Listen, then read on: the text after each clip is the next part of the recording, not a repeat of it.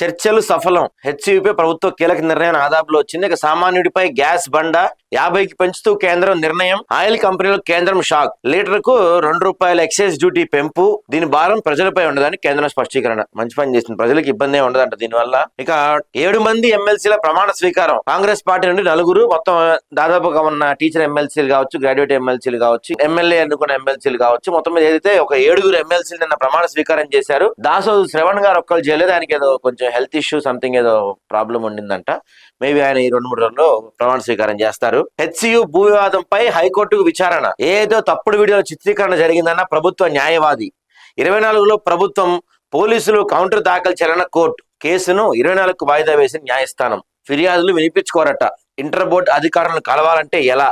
వేసవి సెలవుల్లో ఇంటర్ విద్యార్థులకు క్లాసులు. నియంత్రణ చేయలేని స్థితిలో ఇంటర్ బోర్డు. కార్పొరేట్ కాలేజీలపై పలుమార్లు ఫిర్యాదులను పట్టించుకున్న దాఖలాలు లేవు. తనిఖీలు చేయరు, ఫిర్యాదులు స్వీకరించారు. కార్పొరేట్ చేతుల్లో ఆగమవుతున్న విద్యార్థులు, ముద్రనిద్ర నటిస్తున్న బోర్డు అధికారులు. ఇంటర్ బోర్డు గురించి మనం ఇక రోజు అంటే పర్టికులర్ గా పని పెట్టుకొని మన హాఫ్ పేపర్ ఎడిషన్ రోజు రాసినా సరే ఇంటర్ బోర్డులో చలనం ఉండదు.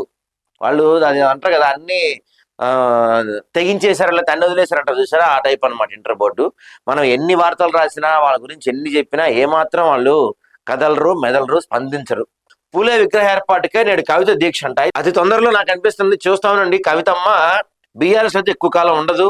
మరి సొంత పార్టీ పెడతారా లేకపోతే వేరే పార్టీకి వెళ్తారా చూడాలి. బీఆర్ఎస్ లో మాత్రం కవితమ్మ ఎక్కువ రోజులు ఖచ్చితంగా ఉండరనేది మాత్రం సుస్పష్టం.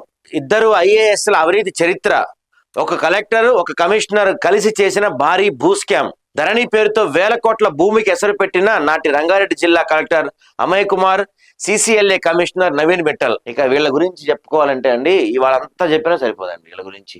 నవీన్ మిట్టల్ గాని అమయ్ కుమార్ గాని చేయని స్కామ్ లేదు. భూమిని భోజనం తినదు వీళ్ళు. భూమిని అది కూడా అర్ధరాత్రులు కూర్చొని, ధరణికి యాక్సెస్ ఇద్దరికే ఉంటది. చక్కగా మన అమయ్ కుమార్ కు ఉంటుంది ధరణి యాక్సెస్. చక్కగా నైట్ టైం కూర్చొని ఈ కేటీఆర్ ఈ బ్యాచ్ మొత్తం నైట్ టైం మంచి ఫామ్ హౌస్ లో కూర్చొని ధరణి ఇష్టం వచ్చి మార్చిపడేశారు వీళ్ళంతా కలిసి. ఇదిగో గంధంగూడలో 9 ఎకరాల 36 గుంటల ప్రభుత్వ భూమికి నిస్సిగ్గా పట్టా చేసిన వైనం. నకిలీ పత్రాలతో ప్రభుత్వ భూమిని ఏకంగా అమ్మినట్లు పట్టా చేసిన కలెక్టర్, కమిషనర్.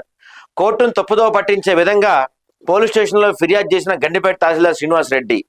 నకిలీ పత్రాలు సృష్టించిన రబ్యానా సుల్తాన్తో పాటు 14 మందిపై నమోదైన కేసు. సామాన్యుడు ధరణిలో మార్పులు చేసుకునే అవకాశం ఎక్కడైనా ఉందా? ప్రస్తుత కలెక్టర్ తక్షణమే స్పందించాలి. తహసీల్దార్ శ్రీనివాస్ రెడ్డిని సస్పెండ్ చేయాలి.